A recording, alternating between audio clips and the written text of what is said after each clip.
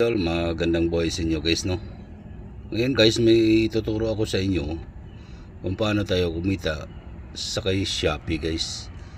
Wala ang iba dyan guys na pwede kayo kumita guys kay Shopee kahit walang puhunan guys. At internet lang, basta may internet connection lang po kayo. Punta kayo sa apps nyo guys.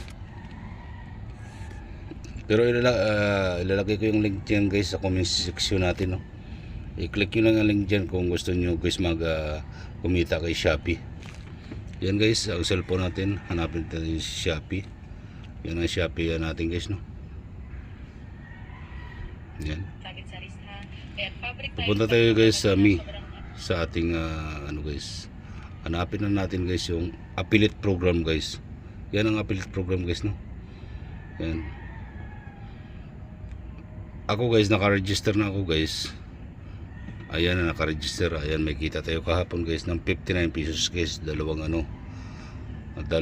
items lang yan guys. Pero ayan ang kinita natin guys sa loob lang guys ng tatlong buwan lang guys. Sa extra income na yan guys, sa pagpupost at sa pag-share ng Pero pagka na-invite ka na ni Shopee na pwede ka na mag-live guys.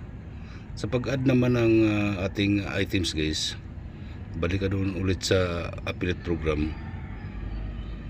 Hanapin mo yung guys ang extra commission extra guys. Katulad nito ng Getsby guys. At madali lang din yan maghingi ng sample guys kung inimbat ka na sa sample guys. Ngayon, nakapulang heart yan guys. Siyempre nakasave na kasi yan. Pindot mo pag hindi pa nakapula ang heart, hindi nakasave yan guys. Yan guys. Nakapula na guys ang heart, nakasave na yan guys, no? Balik ka doon guys ulit sa pindutin mo tong my like guys. Nandoon na yan guys ang